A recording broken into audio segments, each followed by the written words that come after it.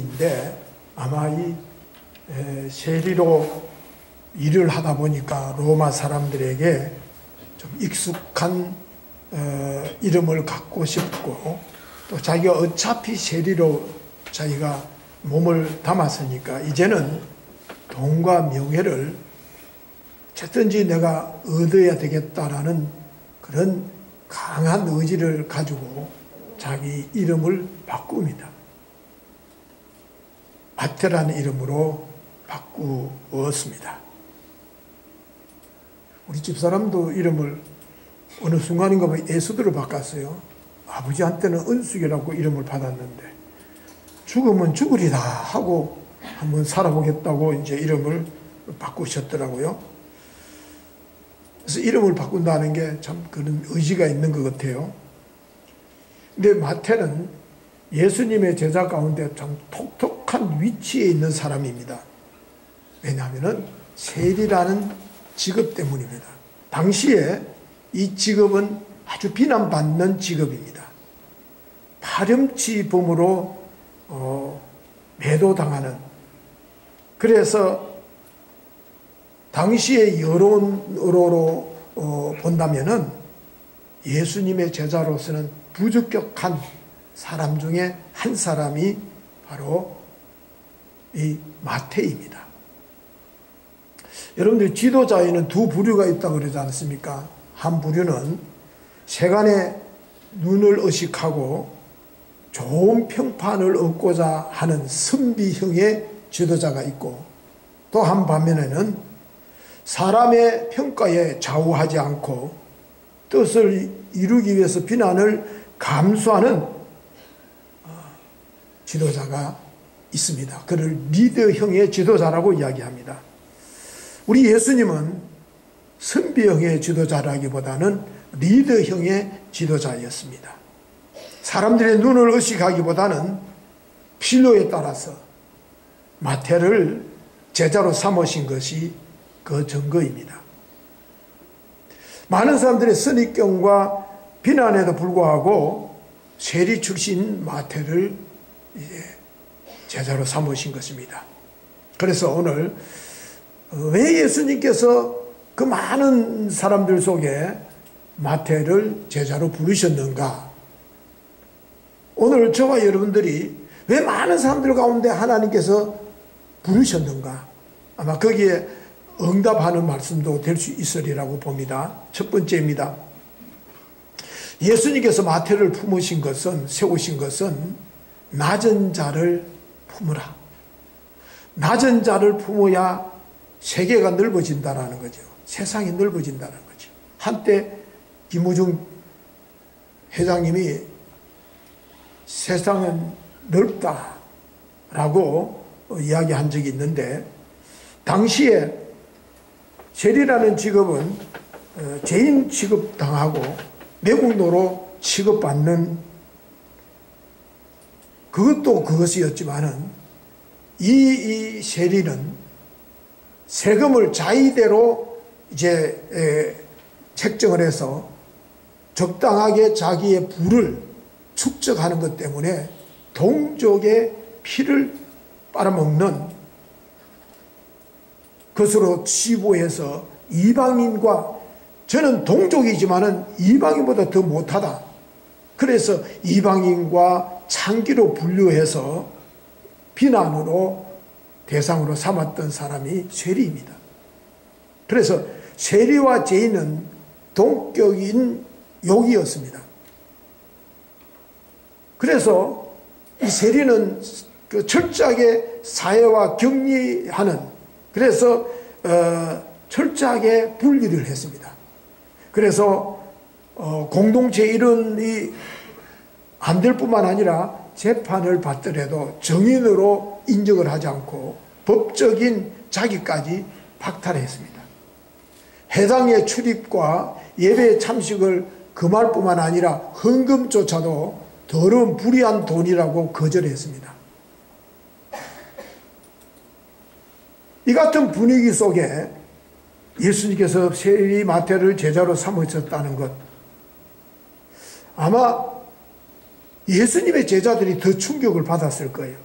그들은 평범하긴 하지만은 그래도 어부 출신들이고 신분이 그래도 괜찮은 신분들인데, 아니 그들의 부류 속에 마태가 들어왔으니 얼마나 불편했겠습니까?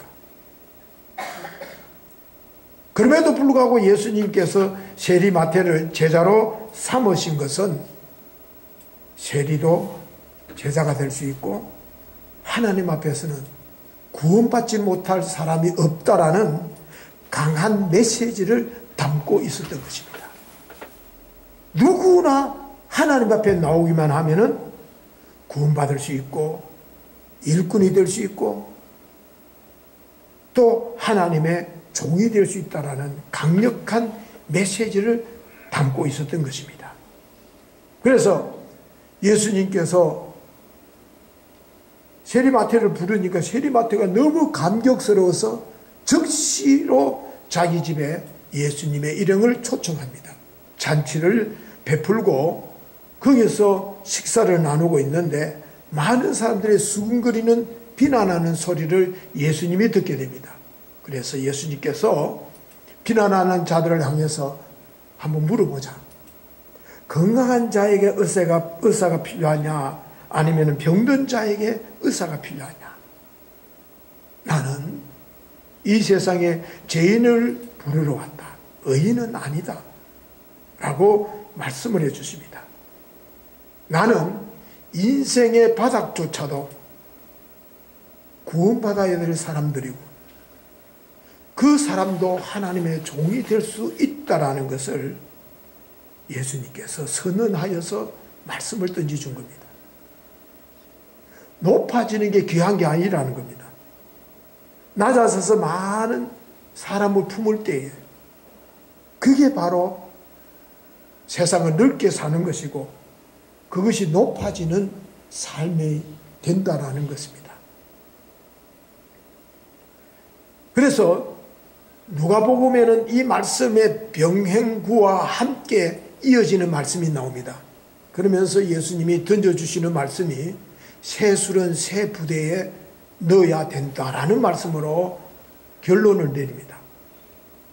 이 뭐냐면은 새 포도주는 새 부대에 넣으라는 거예요. 새 부대가 뭐냐라는 거죠. 바로 낮은 사람까지도 세리까지도 품어내는, 담아내는 부대, 이게 새 부대라는 거예요. 이제까지 너희들의 부대는 특정한 사람, 거룩한 사람만 담아내는 부대였다라는 거예요. 그런데 이제는 시대가 지나갔다라는 거예요. 지나갔다라는 거예요. 그 부대를 가지고는 더 많은 사람을 담아낼 수가 없다라는 거예요. 터져버린다는 거예요. 더 많은 사람을 품어내려면, 담아내려면 새 부대가 필요하다라는 겁니다. 교회도 마찬가지입니다. 특정한 사람만 품는 부대가 되어서는 안 된다. 어떤 죄인이나 어떤 사람도 담아내고 품어내는 게 교회라는 거예요. 그렇기 위해서는 우리가 희생하고 섬기고 낮아지고 눈높이를 낮출 때에 우리의 사역의 지경은 엄청납니다. 세상은 넓습니다. 그런데 많은 사람들은 자신에게 익숙하지 않으면은 틀렸다고 몰아쳐버립니다. 자기하고 생각만 조그만 방향만 달라도 틀렸다라고 몰아칩니다. 근데 우리에게 익숙하고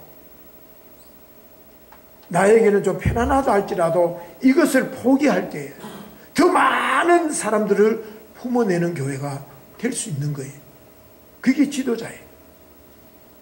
여러분들 예수님이 받으신 두 번째 시험이 무엇인 줄 아시죠? 바로 마귀가 예수님을 성전 높은 꼭대기에 올라서 시험을 합니다.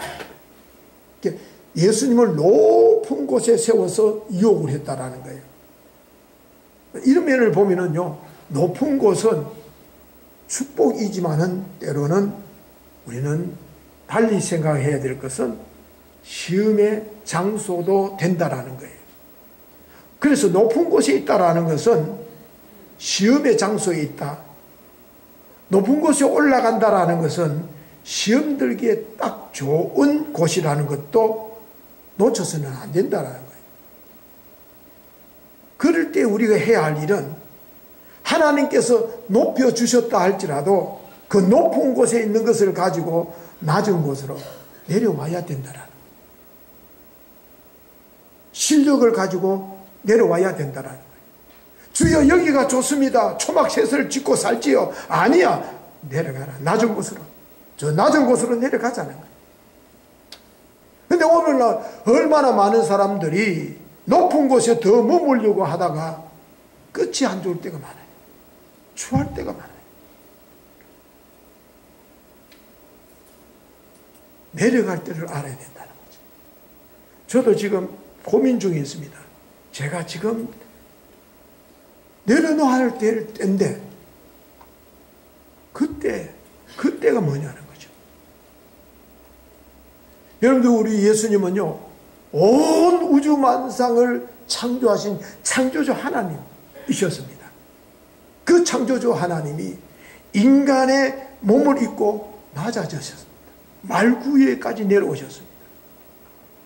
그리고는 마태와 같은 낮은 자들을 제자로 삼으신 것입니다. 그렇게 해서 온 인류를 구원할 수 있다라는 넓은 시각을 가진 제자로 예수님께서 키워내셨던 것입니다. 사도 바울도 한때는 옹졸한 사람이었습니다. 특정한 사람,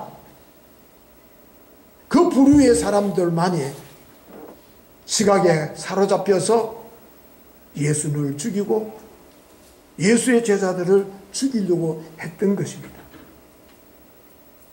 여러분, 우리가 좀 더 넓은 세상을 살고 싶습니까? 그렇다면 실력을 가지고 섬기는 곳으로 내려와야 합니다. 우리 주변에는 마태와 같은 사람 너무 많아요. 그 사람들을 품어야 합니다. 그게 오늘 우리에게 주어진 부름의 소명인 줄로 믿습니다. 두 번째입니다. 기독교는 잔치하고 죽지 않은 종교다. 세리 마태를 제자로 삼으신 것은 그런 의미를 담고 있습니다. 기독교는 축제와 잔치의 종교입니다. 그래서 기독교는 음악이 발달했습니다. 예술과 문학이 발달했습니다. 초상집에서도 노래를 부릅니다. 기독교입니다. 근데 유교의 영향을 받아가지고 음습주의를 경건으로 착각을 합니다. 무조건 음숙하고 조용해요. 정장을 하고 그게 신앙생활을 그렇게 해야 경건한 그리스도인으로 생각을 합니다. 우리의 예배도 어느 또 조용하고 엄숙한 것이 경건인 줄 알고 있습니다. 제가 미국 교회 가가 깜짝 놀랐습니다. 25년 전에 공부하러 가가 여러 교회를 가봤는데 아이고 장로교회가 이건 아니구나. 완전히 가니까요. 진짜 너무 숨소리도 제대로 못 쉬겠어요. 너무 엄숙하고 너무 조용해요. 근데 침례교회를 갔더니 이거는 또 막 이게 술집에 왔나 난리예요. 근데 지금 미국 교회는 침례교회는 불같이 일어나고 있습니다.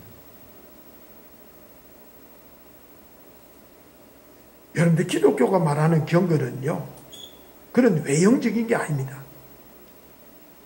하나님의 존전에서의 두려움, 그게 경건입니다. 하나님 앞에서의 두려움. 그걸 놓쳐버리면은요 형식은 아무 의미가 없는 거예요. 하나님 앞에서의 두려움. 근데 교회 안에서 경건 하면서 하나님의 존전에서 얼마나 소리를 치고 과음을 지르고 목을 높이고 싸우고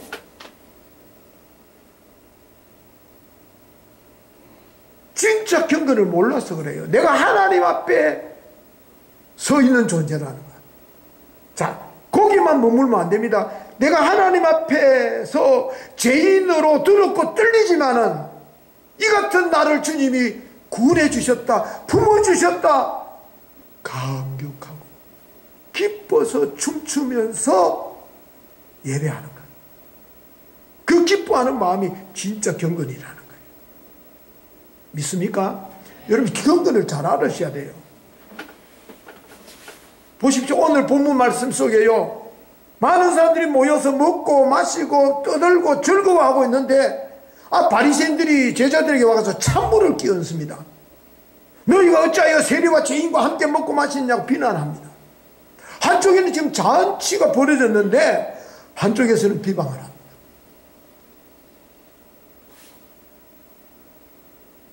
어떤 사람은요, 교회 안에서 구원의 감격에 기뻐서 감사해서 하는데 오버하지 마라, 오버하지 마라. 다 옛날 내가 다 겪었다. 그래서 철랑거리지 마라. 찬물을 끼웠습니다. 아이고, 예수 믿은 지 이제 얼마 됐다고. 아이고, 그런다니까요.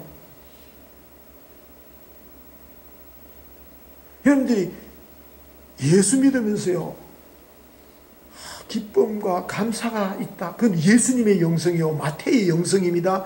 그런데 뭔가 불만스러워, 비판과 비방이 막 내 마음속에 일어나. 그거는 바리새인의 영성이에요. 그래서 바리새인들은 가는 곳마다 사사건건 물고 늘어지잖아요. 마음에 안 들어. 마태는 지금 잔치를 했습니다. 그래서 교회는 잔치의 영성이 있어야 됩니다. 죄인인 우리가 구원을 받았으니까 어찌 가만히 있느냐라는 거예요. 기뻤지요. 찬양할 수밖에 없지요. 감사할 수밖에 없다라는 거예요. 그래서 마태가 지금 잔치를 베푼 것은 의미가 큽니다. 야, 불행한 내 과거여 가라는 거예요. 이제는 내 삶이 새롭게 되었다라는 거예요. 새롭게 태어났다라는 거예요. 그래서 주님 앞에 잔치를 베풀어 놓고, 주여, 내가 지금까지 동족의 피를 빨아먹듯이 내가 착복한 일이 있으면 배나 갖겠습니다.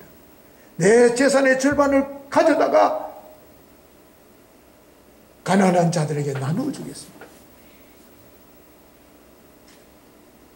그 잔치예요. 내 인재는 옛날에 내가 아니다라는 거예요. 작별합니다. 어두웠던 과거의 삶을 이제는 다시는 살지 않겠다. 동네 사람들이여, 다 오십시오. 내 마태는 죽었습니다. 그 잔치입니다. 그러면서 자신의 구원에 만족하지 않냐고 동료, 친구, 세리들을 다 같이 초청해가지고 너희들도 예수님을 만나보라는 거예요. 내가 변했듯이 내 인생이 변하고 내 운명이 변하고 내 삶이 변한 것처럼 예수님을 만나라고 베푼 것이 잔치였습니다. 그래서 단순히 빵만 포도주만 마시는 잔치가 아니라 영혼을 나누는 진정한 잔치였다는 것입니다. 그렇기 때문에 여러분들 교회 안에서의 식탁의 교제도요, 단순히 밥만 먹는 식탁이 아닙니다. 그 식탁 속에서 믿음을 나누고 사랑을 나누고 영혼을 나누는 식탁이어야 됩니다. 여러분들 사람이 먹을 때 마음이 열린다고 그러잖아요. 여러분 한국교회 부흥의 요소들 가운데 빼놓을 수 없는 게 식탁 교제였습니다. 그때 당시에는요, 성도들이 서로 자기 집에다가 초청하고 먹을 것 있으면 싸들고 가가지고 나누고, 그러면서 거기서 함께 기뻐하고 위로하고 격려하고 눈물을 흘리며 기도하고 그러던 것이 한국교회였습니다. 그런데 이제는 그것을 찾아볼래야 찾아볼 수 없어요. 제가 누구하고 가끔 이런 농담을 했어요. 내가 포항에 27년 살다가 많이 내가 떠나가 어쩌다가 포항 왔으면 전화 한 번 해가지고 오늘 저녁 내가 포항 왔는데 저녁 좀 사주세요. 오늘 하룻밤 좀 자고 싶은데요. 집이 없어. 그래서 내가 포항에서 내 인생 잘못 살았구나. 어제 우리 박은천 목사님 보고 저보고 성질 더럽고 꼰대 그렇대요. 꼰대. 성질이 더럽고 꼰대같이 살아서 그런지. 이 식탁교회 여러분들도요 성도들끼리 불러내어서 밥도 먹고 회사 직원들 동료들 친구들 내 이익과 관계되는 사업상 만나는 게 그것만 하지 말라는 거예요. 식탁의 교제를 나누라는 거예요. 목사님 좀 불러내고 제가 비싼 거 사달라고 합니까? 보리밥이잖아요. 앞으로 좀 식탁 교제를 좀 하세요. 여러분들 집에 좀 부르세요. 대신방 하면요 목사가 진짜 축복하고 싶고요 기뻐하는 게 뭐냐요, 식당에 가서 대접하는 건 아니에요. 처음에는 좀 대접하더니 요즘 사주대요. 또 자꾸. 지금 마태는요 예수님으로부터 받은 은혜가 너무 감격스러우니까, 너무 크니까 잔치하는 거예요. 잔치하면서 전도도 하고. 그러다 보니까 그 수고가 아니에요. 비난을 해도 비난으로 들려지지 않는 거예요. 근데 우리는 교회 머리 좀 안 하다가 비난받을까 싶어서, 요거 들을까 싶어서 자꾸 이런지를 보는 거예요. 뭐 돈 있다고 자랑하나 그 소리 들을까 싶어서. 그러니까 안 되는 거예요. 하나님이 더 부어주고 싶어도 왜 그걸 의식해요? 의식할 필요가 없는 거예요. 우리가 주님 앞에 지녀야 될 참된 모습입니다. 여러분들이 다윗이요 하나님의 법궤가 행겨져 있다가 그 법궤가 예루살렘 성에 들어오는 것을 보고 얼마나 기뻤는지 막 감격해가지고 어린아이처럼 벌쩍벌쩍 뛰고 막 난리를 띄웠습니다. 근데 그 성 위에 내려다보고 있던 왕후 미갈이 뭐라 합니까? 저 왕이라는 게 채통도 없이 지금 뭐하는 짓이냐? 비난을 했어요. 그 비난하는 것을 하나님이 들으시고 보시고는 폐위를 시키잖아요. 여러분들 기독교는 잔치의 종교입니다. 기뻐하면서 예수를 전하는 거예요. 심각한 게 아니에요. 기독교는 심각한 것은 바리새인의 영성이라니까요. 그래서 마태는 예수님을 영접한 표시로 자기 집에서 잔치를 베풉니다. 감격한 나머지 잔치를 비우고 친구를 초청해가 예수님을 소개하고 즐겁게 잔치를 베풀었습니다. 우리 교회도요 좀 이런 잔치가 있고 축제가 있고 기쁨이 있는 교회가 될 수 있도록 우리 모두가 이제는 좀 바리새인의 영성을 좀 버리시고 모두를 품어내는 낮은 자의 자리에 함께 담아내는 저와 여러분들이 될 수 있기를 바랍니다. 세 번째입니다. 하나님께서는 각 사람의 잠재력을 보십니다. 그래서 예수님께서는 마태의 잠재력을 보셨습니다. 세리를 보지 않으시고 잠재력을 보셨습니다. 여러분들이 세리라는 직업인지라 굉장히 분석력이 탁월해야 됩니다. 체계적이고 할 줄도 알고 깊이 생각할 줄도 알고 정리정돈이 그리고 일의 우선순위를 잘 알아내는 게 은행원이고 세무공무원들입니다. 이게 안 되면요 돈 다 물어내다가 끝나는 거예요. 여러분들 복음서 중에서 네 복음서가 있는데 신학자들의 말에 의하면 복음서 중에서 가장 많이 기록된 주석이 마태복음이래요.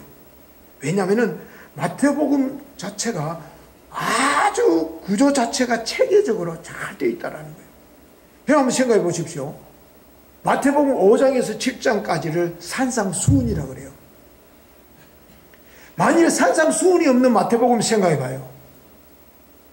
산상수훈과 같은 예수님이 하신 말씀을 다른 저자들도 언급을 했지만은 마태만큼 아주 체계적이고 풍성하고 감성적으로 나타낸 곳이 하나도 없습니다. 마가는요, 그 예수님의 설교를 아주 요약, 간단, 명료하게 표현했을 뿐입니다. 만약 마태가 없었더라면 이 산상수훈의 기막힌 이 감동의 말씀들을 우리가 접하지 못했을 거예요. 제가 박에서 절에요. 옛날 신학교 다닐 때에 그 주말 되면 가가지고 또 뭐 설교도 준비하고 좀 묵상한다고 할 때가 있었어요. 그때 스님들을 자주 만났는데 스님들이 하시는 말씀이 그 성경 가운데 산상수훈 이거는 기가 막히대. 자기네들도 기가 막힌 말씀이래요. 안 믿는 사람들.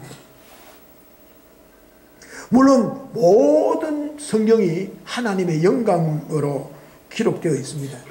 그런데 하나님께서는요, 이 성경의 그 제자들의 그 개성까지도 통제하지 않았었습니다. 그 개성 끝 말씀을 기록하도록 성령님이 도와주셨어요. 그렇기 때문에 마태가 이 주도 면밀한 개성 덕분에 세밀한 풍부한 산상수훈을 전해 듣고서는 기록했던 것입니다. 뿐만 아니라 여러분들 마태복음 13장도 이렇게 보면요, 예수님께서 이곳에 저곳에서 비유의 말씀들을 많이 하셨는데 마태복음 13장에 가서는 그 많은 비유들을 하나님의 나라의 비유로 7가지로 묶어놨어요. 아주 요약하게 이해할 수 있도록 묶어놨습니다. 그리고 여러분들 예수님의 족보도 마찬가지입니다. 예수님의 족보를요 14대 14대 14대로 이렇게 이해되도록 구분해서 기록해 두었습니다. 이런 것을 볼 때는요, 하나님의 나라에는 쓰레기통이 없다라는 말이 있는데요, 그게 뭐냐면 하나님께서는 부족하면 부족한 대로, 없으면 없는 대로 하나님께서는 다 사용하셔서 영광 받으시기 때문에 하나님의 나라에 버릴 게 없다라는 거예요. 하나님 앞에서는. 근데 우리는 교회에서는 막 버리려고 그래요. 그래서 각각 여러분들이 실력들이 있을 거예요. 이 실력들이 예수님을 만나고 예수님의 사명과 제대로 만나기만 하면은요, 그 실력들이 하나님의 영광의 도구가 될 수 있습니다. 여러분들 미켈란젤로에 대한 이야기를 잘 알 거예요. 미켈란젤로가 스승이 누구냐면은 조각가 지오반니라는 지도자입니까? 스승인데, 미켈란젤로가 14살 때에 지오반니가 미켈란젤로를 보면서 그의 조각가로서의 천재성을 알게 됩니다. 그래서 어린 미켈란젤로를 불러다가, 얘야, 실력만으로는 안 된다. 무엇을 위해서 그 실력을 사용해야 되는지를 먼저 알아야 된다 라고 가르침을 줬다는 거예요. 그리고 어느 날 미켈란젤로를 데리고 현장 학습을 시킵니다. 어디를 데리고 가느냐 하면은 고급 술집으로 데리고 갑니다. 그리고는 그 술집에 멋진 조각 작품들이 되어 있는 것을 보고는, 얘야, 이 작품은 대단히 아름답지 않느냐? 그러니까 막 어린 미켈란젤로가 보고는 예 하는데, 그러나 이 조각가는 그 훌륭한 실력을 이 술집을 위해서 사용했구나 라고 이야기했다는 거예요. 그리고는 다시 어린 미켈란젤로를 손에 잡고 이번에는 교회로 데려갑니다. 교회 앞에 멋진 조각상들이 있는데 그것을 보여주면서 스승 지오반니는 이렇게 말합니다. 이 사람은 자신의 멋진 생각을 하나님을 위해서 사용했구나.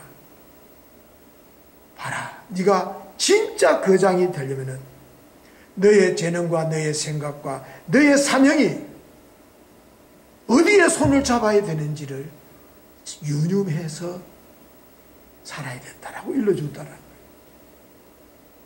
그래서 나중에 미켈란젤로가 그랬잖아요. 이 지오반이라는 이 스승을 만났기 때문에 오늘 내가 있다. 평생의 하나님의 영광을 위해서 불후의 작품을 남겼습니다. 지금도 전후무한 아직도 미켈란젤로와 같은 조각가가 앞으로도 태어나지 않을 것이다 라고 말할 정도로 우리의 남겨진 사람이 미켈란젤로입니다. 그러므로 여러분들이 가진 실력들, 사명과 결부되어질 때 영광스럽게 쓰임받을 날이 올 줄로 믿습니다. 하나님께서는 저마다 여러분들에게 사명을 주셨어요. 잠든 능력도 주셨다니까요. 이게 제대로 만나기만 하면 되는데, 그러기 위해서는요, 사명이 너무 크다 싶으면요, 실력이 안 딸린다. 그러면은요, 실력을 길러내야 됩니다. 충성하는 마음으로 실력을 키워내어서, 그래서 정말로 하나님 앞에 여러분들의 달란트들이 거룩하게 세워지고 쓰임받는 그러한 거룩한 종들이 되어야 할 것입니다. 그러므로 이제 하나님께서는 이 마태를 통해서 말씀을 정리하면은 그 세리를 비난 속에서도 제자로 삼으신 뜻은 교만하고 높은 마음을 버리고 낮은 자의 삶을 살 때에 그릇이 커지고 넓어지고 기독교의 세계관이 넓어진다. 그러니 너희들도 낮은 자를 품을 줄 아는, 너 주변에 마태와 같은 사람을 품을 줄 아는 그리스도인들이 되어라고 가르침을 주셨습니다. 뿐만 아니라 기독교는 축제하면서 예수님을 증거하는 게 기독교입니다. 그러므로 바리새인의 영성이 아니라 기뻐하는 마태의 영성으로 우리 조은유교회가 기쁨이 넘쳐나고 축제장이 날마다 펼쳐지고 잔치가 있는 그런 교회의 주역들이 될 수 있도록 다짐하시고, 심각한 표정이 아니라 기쁨의 감격스러운 표정으로 신앙생활하는 저와 여러분들이 되시기를 바랍니다. 실력을 기르되 그 실력과 사명이 만나야 역사가 일어난다는 걸 알고 부단히 노력을 해서 정말 우리 교회가